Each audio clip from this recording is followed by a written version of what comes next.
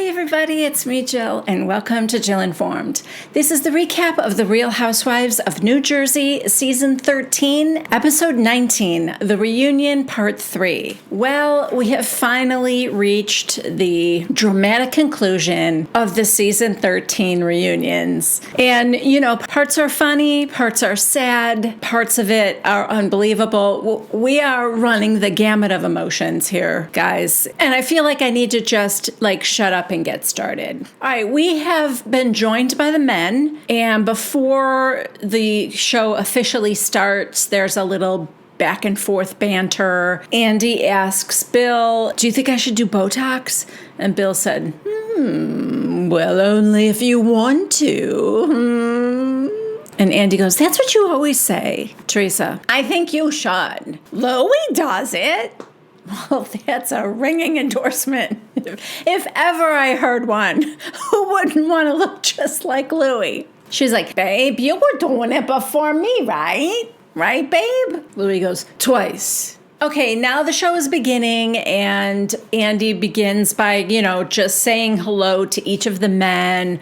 Frank has new choppers. Joe B says he's happy that Margaret's wrist is better so he doesn't have to help her in the bathroom anymore. Nate had a good time in his first season. Spoiler alert, that's the first and last thing Nate says this entire reunion. I'm just warning you, if you came here to hear Nate's opinion on everything, not happening, people. Nate said his first season was great. These are great bunch of guys. And he is never to be heard from again. Paulie is, loves the Irish castle setting. Louie's first reaction to Teresa's wedding hair was, wow. Joe Gorga is asked how he's feeling, and he said, "I gotta be honest with you, my heart's beating right out of my chest." And Andy goes, "Oh, that's ironic because that's exactly what your sister said." Okay, we're still trying to keep it kind of light and easy breezy. We're talking about the sexy husband calendar. Apparently since then, John Fuda has had liposuction. Not, as we learn, performed by Bill Aiden, which I gotta tell you is a miss in my opinion. Because if you need something sucked out of your body, who better than a vampire to do it? He's got more experience than anyone. I mean, certainly more experience than any human. His resume goes back centuries. And then Andy asks Louie about Nono's pajamas. What the actual... "Louie, I don't sleep in her father's pajamas. That came out wrong." Came out wrong? You said to Joe, and I quote, "I wear your father's pajamas at night to make them feel safe." End quote. So, came out wrong, or you just flat out lied about it? Because now he's saying that Teresa, when she was emptying out her house, there were bags of clothes that never got to your father. He's telling Joe this. "I took one of the sweats and I wore it one night. In just an endearing, good way for your sister and the girls." Okay, there's really no good way. You might have thought it was endearing, but there's no really good way to wear your fiance's dead father's sweats, apparently now he's saying. Side note, this happens to be the third version of that story. The first is what I just repeated that he said to Joe on camera. The second was Teresa on her podcast correcting it by saying these were Louis Vuitton pajamas that still had the tags on them that her father never even wore. Now it's like a bag of clothes her father never wore, but it was a pair of sweats that he wore one night. In an endearing way to make Teresa and the girls feel loved. Sure, that sounds, totally normal. And again, if either the second or the third version are true, and these still hit the tags, was never worn by Nono, I have to ask the question again. How was that going to comfort the girls? These pajamas that Nono never even saw before. They have no attachment to their grandfather. You grabbed them and wore them one night. And I don't even care about that. It's not, I don't feel like, oh, he's a gold digger because he stole the pajamas. I don't care. Stuff was probably getting boxed up to give away. He grabbed a pair of sweats or a pair of pajamas. I couldn't care less about that. But if they have no sentimental attachment to their grandfather, how was it an endearing, comforting gesture to them? They've never even seen their grandfather in those sweats or pajamas or whatever. And then my second burning question is, if they were purchased for no-no, how the hell did they fit Louie? Were they magic? Were they the Brotherhood of the Traveling Pajamas? And they miraculously fit everyone perfectly? Why can't they just tell the truth about something?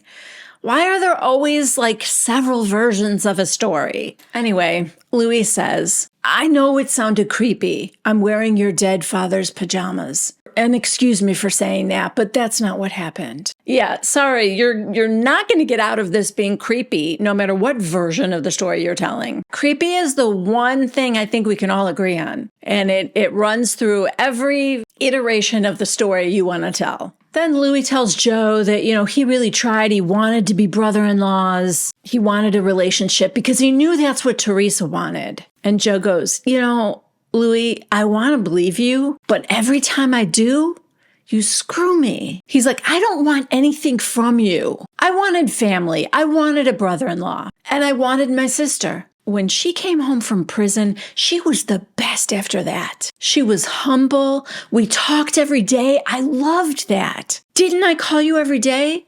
Teresa, yeah, because we were filming. And Joe's like, what? Come on, before Louie? Now there's a bunch of crosstalk. Teresa, again, with the, you never invited me out to dinner when I was single. You never invited me anywhere because it was couples only. And Melissa's like, no, you were out every other night with your single friends. Teresa would like Melissa to respectfully shut the up because she's only talking to her brother. Okay, now we get a montage of all the bros doing what, bros do, which is just, I don't know, broing out. There's a viewer question asking Frank if he's having trouble. It seems like he's having trouble getting over Dolores. And he's like, it's not like I'm having trouble getting over her like in a sexual relationship kind of way. But Dolores is family. She's my best friend. She always will be. And our family dynamic isn't orthodox. He's asked about living with David. And he said, well, actually, Brittany and I just closed on a house. So he is moving out of David's house. And he's like, David doesn't know, so I'm going to have to tell him before this airs. Do you think David's going to mind? Or be thrilled? Now there's a viewer question for Bill. In regard to all the time you spend in the pool house, do you ever feel guilty for ignoring your family? And Andy's like, oh, that was harsh. And Bill goes, well, I don't think I ignore my family. But I chose a profession that isn't suitable for a great family life. Have I missed a lot of their games? Yes. But not because I'm in the pool house. I'm only in there a half hour, maybe an hour. I blame it more on the fact that I'm nocturnal, and those games are sometimes in direct sunlight. Viewer question. Polly is asked when he'll make an honest woman out of Dolores. And this felt a little awkward, you guys. Paul's like, Dolores doesn't want to get married. And she goes, that's not true. Oh, okay. Uh-oh. And he goes, well, you have to get divorced first before you can marry someone else. Paul just said, yeah, it's in the works. But it is making me wonder, what the actual holdup is. Maybe Paul doesn't want to get married again. He was asked if his ex-wife got along with Dolores or liked Dolores, maybe. And he said yes, and that Dolores was the first woman he ever brought home to meet his kids in 14 years of being separated. Dolores is the only woman that has met his children. But that it isn't just Dolores Catania. It's the woman on, the TV box. I'm not exactly sure what he meant, if his ex is having a problem with her fame, or not necessarily her fame, but maybe the nature of her being on TV, it being a reality show. Maybe she's just not super keen on the fact that now Paul's life is going to be exposed, and therefore kind of her life by proxy, or her children's lives, maybe. Maybe she's concerned about all that. I get it. Then we move on to another viewer question for Frank. Frank, last we heard Frankie Jr. was working for Louie. What happened with that? Did Frankie leave the company or what? Now, this is Frank's big time to shine because, last week when we saw him backstage, he was very much like, I'm not gonna hold back this time. You guys know I don't usually get into the mix, but like whatever. And then Joe B was saying, yeah, well, look at how he screwed over Frankie Jr. So this is his big moment. And he says, yeah, oh, Frankie's no longer with Louie. Huh?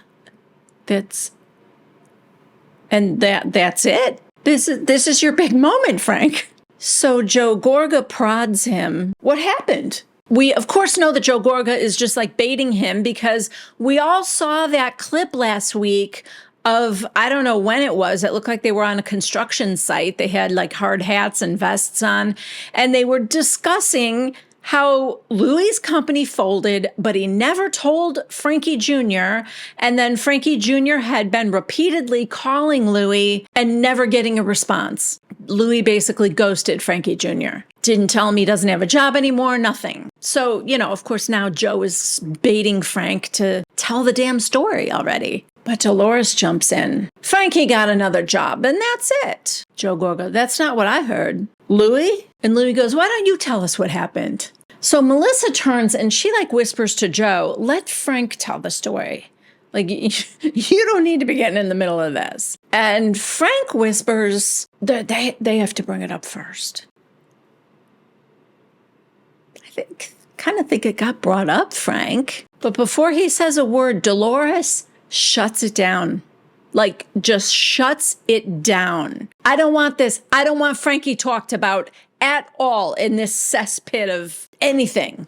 Silence. Joe Gorga. I've known Frankie Jr. his whole life, and he told me some things. Dolores. Joe Gorga, this ends right here. Louie and Frankie are good. So Melissa says to Joe, she doesn't want the story talked about, but she says it really loud. And it's obvious that she would like Andy to press further. But Dolores, Dolores, I do think people are scared of Dolores. And believe me, I kind of understand. But she just said to Joe Gorga, you and I don't have a problem, and I don't want one. I'm very happy and thankful to Louie for giving Frankie a job. Frankie has another job, and that's it. And Andy goes, why are you so upset? Dolores, I don't want to talk about my son. He has a good job now. That's all that happened. Joe Gorga, is that what happened, Louie? Paul now whispers to Dolores, just chill. Just ignore it. And Teresa goes, you are Dolores, right? There's silence. And Andy goes, okay. Well, this begs a lot more questions. John Fuda, I have a question. How come Louie and Teresa decided to bring my kid's mother into this? Why did you guys have me investigated? Louie goes, I never had you investigated. John, yes, you did. You absolutely did. Bo Dietl's friends are subcontractors I happen to know. You had me investigated. Eye for an eye. And he holds up the fattest envelope of information I have ever seen. And he goes, leave my kid out of it. Louie, I never had you investigated. So Andy goes, okay, so Bo Dietl is the private investigator that you mentioned on the show, Louie. Somebody, Jennifer maybe, said he's a very good friend of theirs. Meanwhile, Teresa's like, can you prove it? Can you? Can you prove it? Andy goes, did you hire Louie? Absolutely not. Andy says to John, why do you think he did? And John goes, he did because I happen to know a private investigator reached out. You can't just contact someone in prison. Those people have to use a number to look up people in the system. And that number was traced back to Bo Dietl's company. Andy says to Louie, in the finale, you said Bo Dietl, who was this famous private investigator, had information on all of you. Louie, Andy, that actually was misstated that night out of anger. Another misstatement by Louie. First time he misstated something that was about Nono's pajamas. Now this one's Bo Dietl. I think maybe Louie doesn't know the difference between a misstatement and just an outright lie. So anyway, Louie's like, yeah, it was anger, heat of the moment, whatever. He just blurted that out. It was a misstatement. Andy, But you said it the next day as well. Yeah, dude. We get a flashback to the dining room table in his own home with just friends there, Teresa, Jennifer, and Dolores. So you're in your home, you're calm, you're among friends, having breakfast at the table. And we see the scene. He says to them, Bo Dietl, who's like one of the most famous private investigators in the country, one of my best friends, brought me information on each person in this group. And there's so much more. Louie's like, yeah, I was really lit up about it. That's your defense now? You were still the next day so angry that you repeated this complete and total fabrication about a very famous private investigator who has given you information on every person in the group. And you repeated it again the next day, still so fired up, still heat of the moment, so much so that then you even added, and there's so much more. And you're saying that to friends, Jennifer and Dolores. Just an honest case of misspeaking, I guess. Rachel goes, can I just add that Melissa and I went out to dinner and Bo Dietl was sitting at the next table? I mean, what are the odds of that? Side note, I don't know what the odds of that are. I mean, what are the odds I even know who Bo Dietl is? But of course, I've been talking about him for weeks now, a man that I've never even heard of before. But I don't know if he's as famous as Louie says he is. I kind of find it hard to believe that he would be doing the spying himself. I mean, in a weird way, I feel like it could be coincidental. I don't know. Andy goes, do you think he was tailing you? And Rachel goes, absolutely. And I don't know if somebody, Louie, Jennifer, I did not hear this. Somebody said something about that Bo Dietl denied that Louie was a client or that he was doing work for him or whatever. And John Fuda said, client privilege. Why would he say he's doing it? To Louie, he goes, now I got your card. And Louie goes, I've got your number too, John. Oh, good. Now you can call each other for a bro date. John's like, stop your bull right now. I see right through both of you. And he's pointing to Louie and Teresa. And you guys, am I attracted to John Fuda right now? I love that he's standing up to them.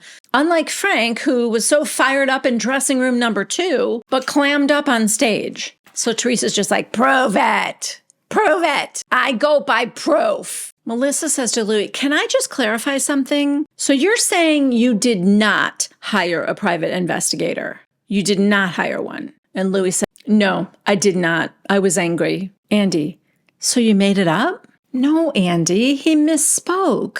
Louie's like, I was so stressed out because I didn't want this going on between you two. Yeah, that's it. And Joe goes, but you did. Andy, can I say something? Bunch of crosstalk. Andy screams, wait. Yeah, he is at his wit's end. Andy needs a break, guys. Andy needs a good long vacation. He says to Louie and Teresa, production just got a call from a man downstairs who's a security person that you hired to come here? Louie, yeah. Well, I didn't hire him. Bo Dietl hired him for me. People start laughing. Andy goes, so Bo Dietl sent a security guard here? Louie, yeah, downstairs, yeah.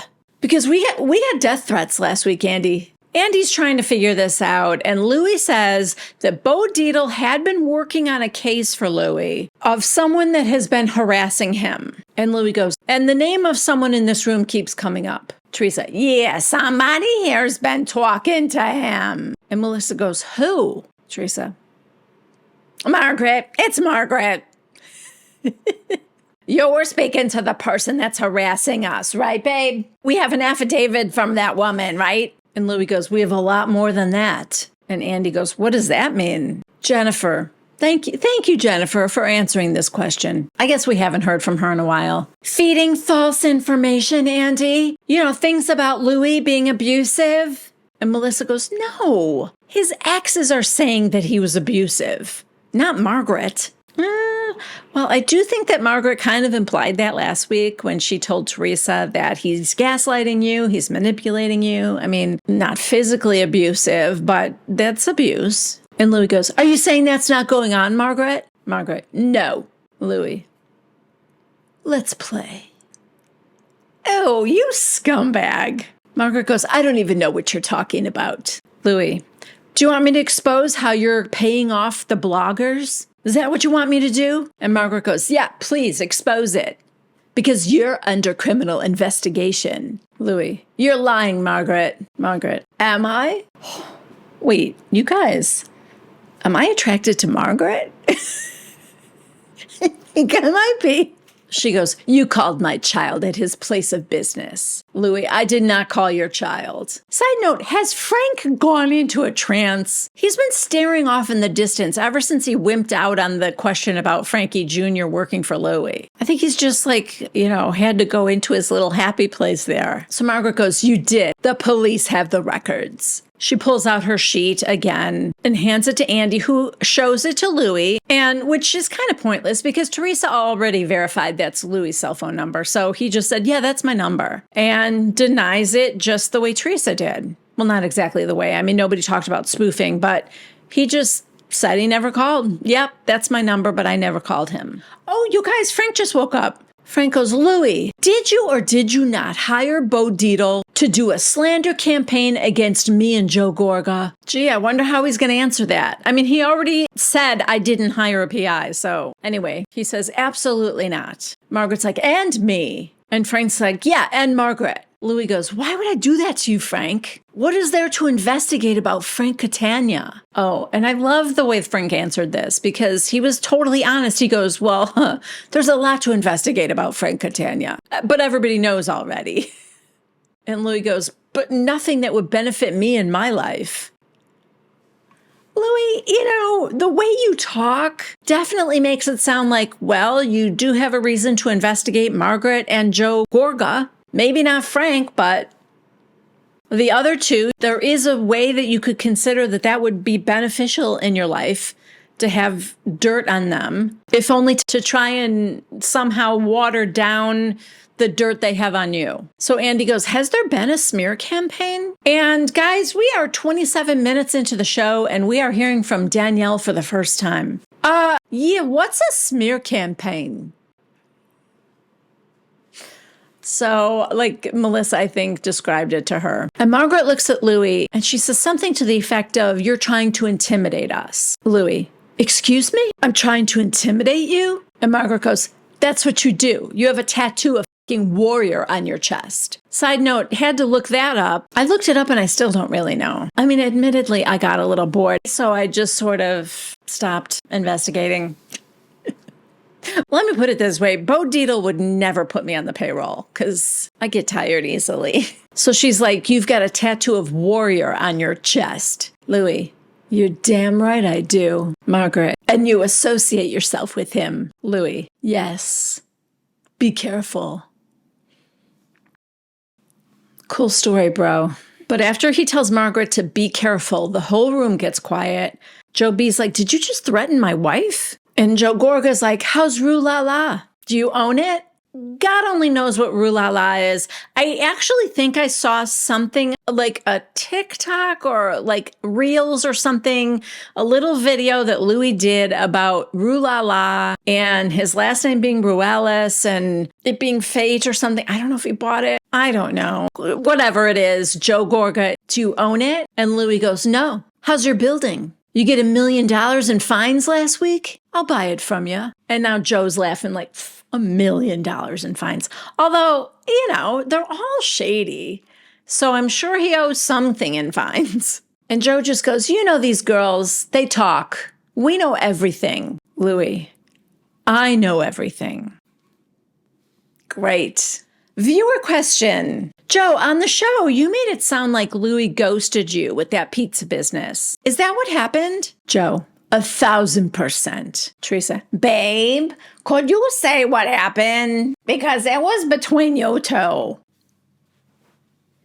If there's anything Teresa learned from her 11 months in prison, it's to not get involved in any business dealings.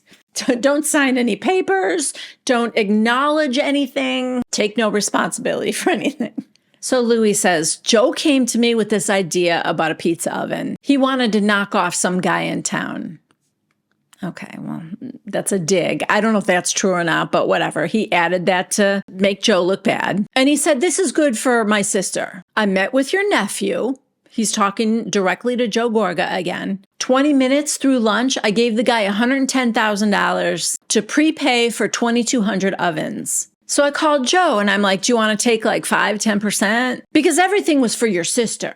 I wasn't going to make any money off of this. It was in her name, the whole thing. The investment, all of it was for Teresa. And you got upset. And Joe goes, the one thing you said right was that I got upset. I figured this thing's going to cost $500,000 to get off the ground. I'll put my share in, but we never even talked about money yet. 3-4 weeks go by. I call you. I'm like, what's going on with this? Oh, I got busy. I'll get on it. I'll do it. And you screwed me. Very good, my sister. But I still hung out with you. So Andy gets John Fuda's take because he's a businessman.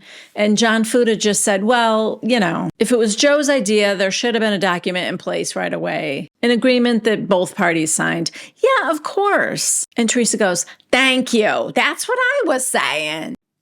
If only they would have listened to Teresa. But, you know, she wasn't involved in any of it. It was just all in her name. So again, crosstalk back and forth, and Andy loses his shit on Teresa. Let him talk. You've been doing this all day. So finally she quiets down. Andy asks, was there a business dealing with Louie and Dina's husband that went south? Louie says, no, that was just Joe lying. Or maybe he just misspoke. And then Louie goes, and he threatened to sue you for talking about him on TV. And Joe's like, really? Where's the lawsuit? Andy, Joe, Teresa said that Jacqueline told her you were hanging out with Joe Giudice's ex-business partner who ratted them out. And Teresa now believes that you and your wife are responsible for her and Joe going to prison. Frank stepping up. Andy, excuse me, I'd like to answer that by asking Joe a question. Do you release the attorney-client privilege? And Joe laughs. Yes, I do. So Frank goes, I'm going to tell you, because I was Joe's attorney at the time. We were contacted by the FBI in West Patterson. And Andy goes, for real? You were Joe's attorney? And Frank goes, I swear to God. It's hard to believe anybody would hire Frank. But, you know, okay. So Andy's like, okay, go ahead, Frank. Joe was asked to come down to West Patterson to discuss, not Teresa, they just said Joe Giudice. In exchange, not even a hesitation, Joe never showed up or said a word to them. And now Teresa speaks to Joe in Italian. She goes, do you understand? And then she says it again. And Joe goes, oh, you broke my heart a long time ago. So I can only assume that she said, you're breaking my heart. And Margaret goes, Teresa, why do you believe every bad rumor? Teresa, Jacqueline has no reason to lie. And Andy goes, oh my God, you standing for Jacqueline is the joke of the century. You have talked about her for 10 years. Teresa, I never talked about her. Andy, Teresa, roll the tape. And they do. We get, she's crazy. She's a bitch. I want nothing to do with her. Andy goes, we could play a 20-minute montage. Teresa does admit that, well, when she came at me, I went back at her. Joe goes, Teresa, the way she talks about you, it's disgusting. And Teresa goes, this is it. I've been through this for 10 years. And Joe goes, right. If you would have just met an average guy without all these videos, he's a disaster. He is kind of a disaster. I love that the bar they set for Teresa is to just meet an average guy. I'm not saying I wish you would just meet a good guy. They just don't want a wackadoo. Average. That's all they ask. Just not someone who will send you to prison or have crazy stuff coming out about his past. That's all. Louie, it's just a matter of time, Joe. Just a matter of time. And Joe, are you threatening me?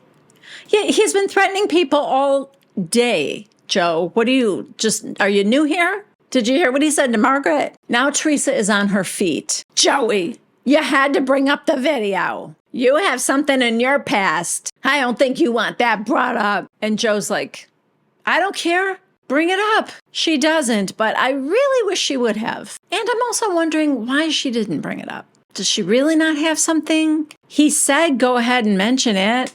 So what would, at this point, with her not wanting a relationship with either of them, like, what do you guys think would prevent her from going ahead and saying it since he gave her permission to? Anyway, Teresa goes, thank you, Margaret. You ruined my family. And Andy goes, oh, she ruined it. Always somebody else's fault in Teresa's world. Always. So again, a bunch of crosstalk. Andy said, can we just do something like old fashioned here and pretend that I'm the host? They all agree. Bill even applauds that. Joe is asked if he regrets not going to the wedding. He said no, because before the wedding, it was the Pizzagate thing. Then you tried to tell me my wife cheated on me. Louie, liar. I called him over so that he could get ahead of it. And Andy goes, why not call Melissa over too? Louie's like, I don't know, my bad. I just called Joe. Joe, and you told me there were multiple men. Multiple. Sorry, it's over, but Vanderpump Rules still lives on inside of me. Anyway, Louie's like, no. Teresa, he never said that. Melissa, yes, there was some other man. What's his name? Melissa says what his name is, but that's bleeped out. And Teresa goes, well, that was another rumor. And Joe's like, see, he just said it wasn't multiple. Andy looks at Teresa and he said, did you tell Joe he could do better than Melissa? Teresa, I swear to God, I never said that. Joe, no, she didn't say that. Gia did. She called me. Teresa, now I'm going to call my daughter right now. Gets on her phone. Joe's like, okay, call her. I mean, she's going to lie for you, but whatever. So she calls. Andy grabs the phone. He says, let me talk to her. Gia is at Coachella. I mean, leave her alone then. He goes, Gia, your mom wanted to call because the question is, did you tell your uncle that he could do better than Melissa? So we can hear Gia's voice and she goes, I called him about the wedding, saying he should do the right thing, that Nono and Nona are looking down on them and it's disgraceful. My mom wanted him to walk her down the aisle. I never told him he could do better than my Aunt Melissa. And it's sad, Zio Joe, that you're trying to call me a liar.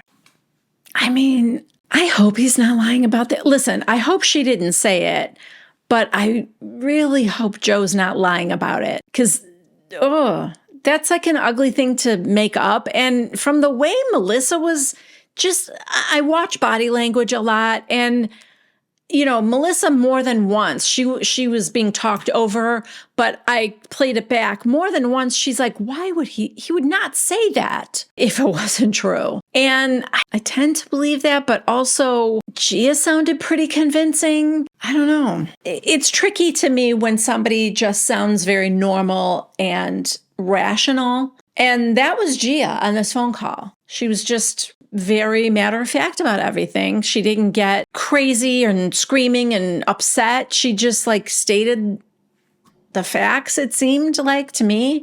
So I don't know. You know, it's hard. But also, I'm just going to say this. I think that if Joe was going to make that up, he would have said that Teresa said it. I don't think he would have brought Gia into it unless it actually came from Gia. I don't know. Just my opinion. Just my thought. You know, I'm going to ask you guys, let me know what you think in the comments. But I do think this one is a tricky one. Anyway, like I said, Melissa's like, why would he make that up? And Teresa goes, because he's married to you. Then to her brother, she's like, I always put you first. I was so good to you. We were best friends. We were best friends. She's crying now. She gets up, walks off. It's disgraceful. And Joe's like, yeah, it is disgraceful. And, you know, she's like James Kennedy, just talking the whole way off the stage, grumbling and, you know, you're disgusting. And then she turns and she goes, and don't follow me. She goes through the door. I hate to break it to her, but I don't think anyone was about to follow her. Least of all Joe. Eventually, Louie does go after her, and Teresa calls Gia again. Poor Gia. Let her enjoy Coachella. And Louie is very, Teresa calls her, and Teresa's like, maybe she's FaceTiming her. Louie's got to get in there. Your mom did great. Your mom's doing great, Gia. And I don't know, I think it felt controlling, maybe. Just like this was a moment between mother and daughter, and I just didn't feel like Louie needed to insert himself. But I do think he's very controlling, particularly when the cameras are rolling. So I don't know, just a weird feeling I got there. On stage, Frank is saying, we have never seen it as bad as it is now with Louie back when with Joe Giudice. It has never been this bad. Melissa's like, we've never suffered like this. Had private investigators, smear campaigns. I mean, it has never been like this before. Jen, he told me he didn't hire a private investigator. I'm sure he did, but maybe he misspoke. And John goes, Jennifer, I would never involve my son or woman in prison. This is not hearsay. That's true. And Andy goes, why? And John goes, I couldn't tell you. Melissa, I think because there's so much out there about him that he wants a folder on everybody. I mean, that makes sense. So Andy goes, I'm going to go talk to her. He goes backstage. Are you okay? Teresa, Andy, he lied about Gia. I didn't know she called him to beg him to come to the wedding. So he's like, okay, just, calm down. And I'm going to be sending them home soon. So just come back. So she and Louie come back to the stage. Andy, obviously we aren't going to resolve this, but I just want to ask Teresa and Joe if there's any last thing they would like to say to each other before I send the husbands away. There's silence. Joe, what do you have to say, Teresa? Teresa, nothing. I'm heartbroken. Like I told you before. Joe, listen, I will never say never. You're my only sister. And Teresa goes, I didn't say never either. Joe, I'm not happy with you. I'm upset with you. I will always love you. If you got in a car accident tomorrow, I am running to be by your side in that hospital. If you got sick, Teresa, no. Like Daddy said, honor me when I'm alive. Now. Honor me now. And Joe just said, I love you. And he goes, you know what the best thing to do is, Louie? We have our differences, obviously. You are who you are. So the best thing to do is forget about me and I'll forget about you. Louie's like, goodbye, goodbye. Joe, do your thing. Leave me alone. Leave everybody alone. Teresa, beautiful. I love that. Frank, Louie, do we have your word you won't investigate any of us? I mean, that's the elephant in the room, isn't it? That nobody in that room wants to be investigated. I mean, not that anybody wants to be investigated. I wouldn't either, but I'm not terrified to be investigated either. There's nothing I know that's going to come out if you investigate me. I don't think the people in this room can say the same thing now. So Louie just says, I never have. Frank goes, I'm just asking you, bro. Louie gets up, crosses behind Andy. Andy looks like, do I need to, what's happening here? But he just goes and shakes Frank's hand, gives him his word, shakes Joe's hand, sits back down. And Andy goes, well, it's a bittersweet time to say goodbye to the guys, but off they go. But not before Louie then goes over to John Fuda. And he's like, bends over to tell Rachel, you're a really good mother. And, you adopting Jaden, that's so awesome. And then he goes to shake John's hand. And John goes, if you want to be my friend, you will admit to it because I know you did it. And Louie goes, investigate you? I can't do that. I can't admit that. And Joe Gorga just kind of gets in the middle and he gets John to just drop it. Louie walks away, but I mean, it's not like they shook hands or anything. But yeah, John's like, what do you think I'm so upset about? Nothing? So in a weird way, I think the most credible guy tonight was John Fuda. I believe him. I don't even question it for a second. And I don't know anything about John Fuda and all his businesses. Fuda Tiles and Fuda Parking Garage and Fuda Dry Cleaning. I don't know. I don't know what else he does. But there were a whole bunch of businesses. I don't know if they're shady. I don't know if they're money laundering schemes. I don't know what they are.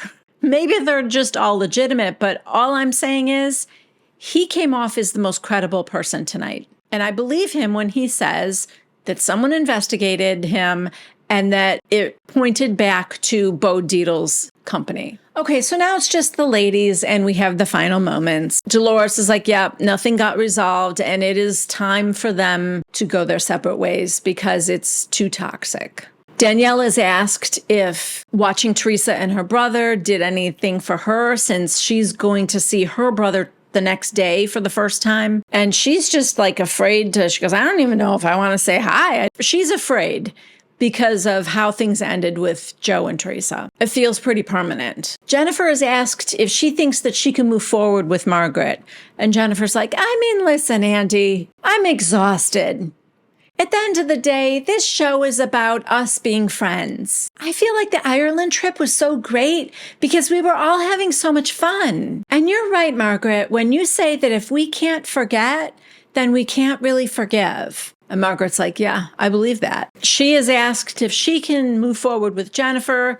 Yes, she believes she can. She's like, she texted me after Jan died. And yeah, she wants to move forward with Jennifer.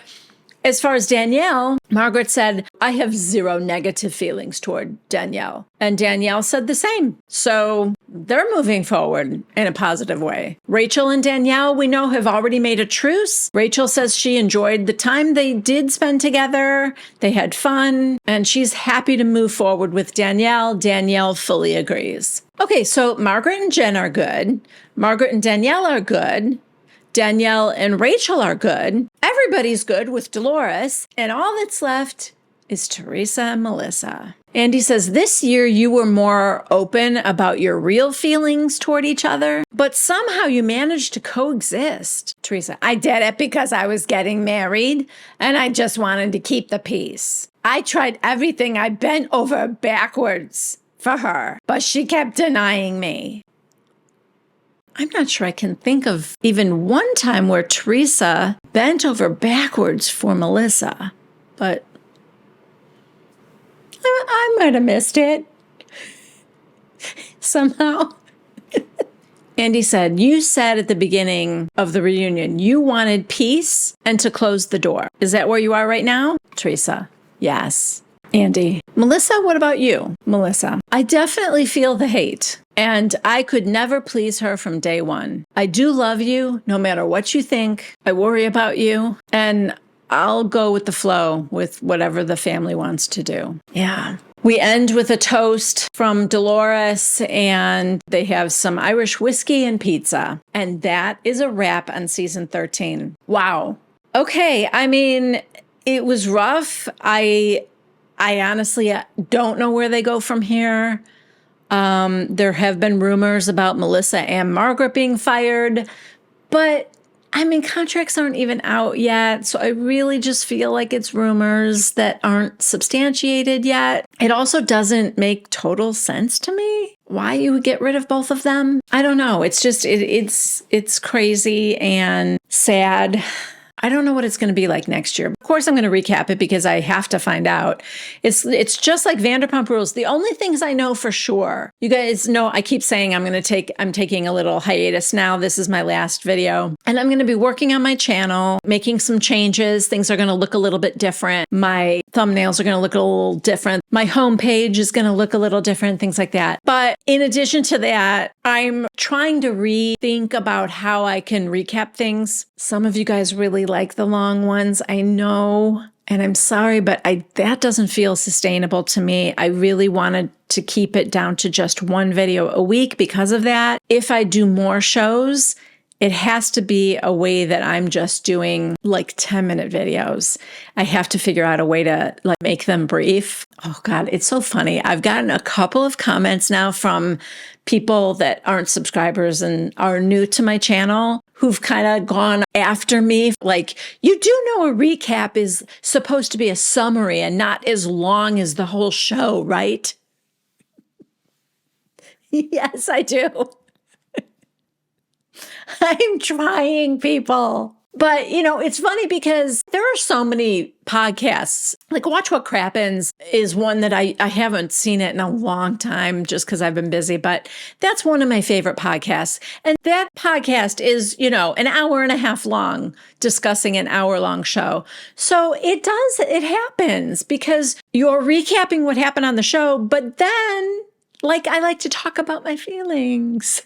I like to ask you guys about your feelings. So, I have a lot to say about it. I'm a chatterbox. So yeah, that's why they tend to get long. But I also hate disappointing everybody who wants me to do more shows. I just have to think about it. It's part of what I'm going to be doing when I'm on my break, is thinking if I stick with what I'm doing now, but just really limit it to one show a week. The problem there is that it's not going to always coincide with when the show is airing on TV then. Because like what just happened with Vanderpump Rules, I wanted to talk about Vanderpump Rules because everybody in the universe was talking about it. And it was happening at the exact same time as New Jersey. So I didn't want to stop recapping New Jersey to just do Vanderpump Rules. So it doesn't always work in my favor that it's just one show at a time. Sometimes they air simultaneously, and if I want to cover them both, I'm now doing 2 shows a week or more. So if that happens again, I don't know. I have to think about this. I have to truly limit myself to 10 minutes or less so that it's manageable for me, or I just stick to my guns and just do one show, but really delve into it like I have been. I don't know.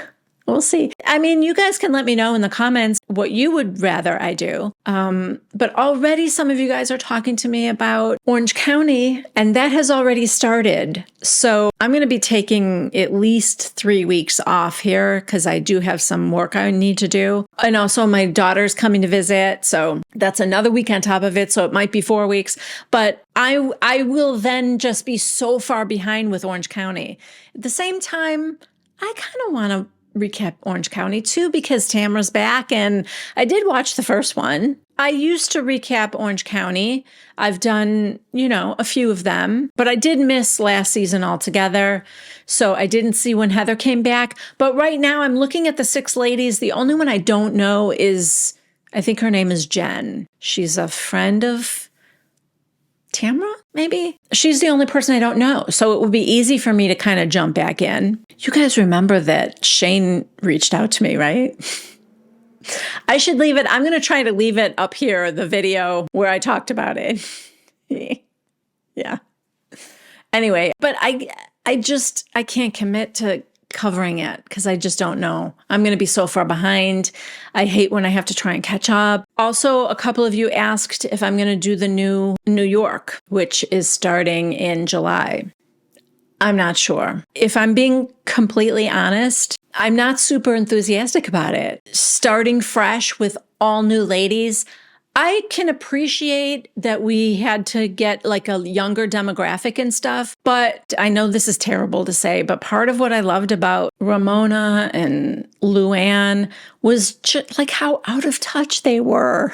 It was just so fun to make fun of them. And now if these younger ladies are kind of like no one's going to be stepping out of line and saying something bizarre, I think that's less fun for me, but I don't know. I don't know what they're like. It might be amazing. I'm just saying I don't feel like super enthusiastic about it, starting with a whole group of people I don't know. It reminds me of Salt Lake City, and then I feel like Salt Lake City that felt like it was a disaster last season. How could a season be that boring when one of the ladies actually went to prison and it was still just a dud of a season where we had to speculate about how Heather got a black eye and, oh God, it was bad. And I feel like that was just a giant waste of my time. So I don't know. I'm a little reluctant to do New York. That's kind of why I was saying, like, let's open it up to other things. There is going to be another season of Sister Wives. I'm really excited to watch it. And I have been hearing from a lot of you guys saying, yeah, do it. I'm very excited about it. Season 18 should probably be coming out around September, I would imagine. September or October, maybe. So I'm excited for that. But what am I going to do before that? I don't know. The only shows I know for sure that I definitely want to do next, other than Sister Wives, is I definitely am looking forward to Real Housewives of Beverly Hills. I'm going to do Vanderpump Rules next season because I have to see how that plays out. And I'm going to do New Jersey next season because I want to see how this plays out and if Melissa will be there or not. We'll see. All right. I've been rambling for too long. I love you guys. I'm so grateful to you, and I'm so grateful that you're here. And how many of you have said, don't worry, take a break. We'll be here when you get back. I just appreciate it a lot.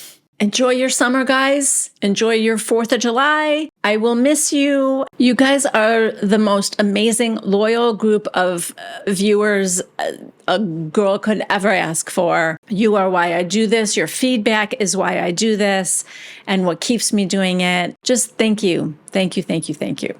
Okay. I'll see you soon. Bye.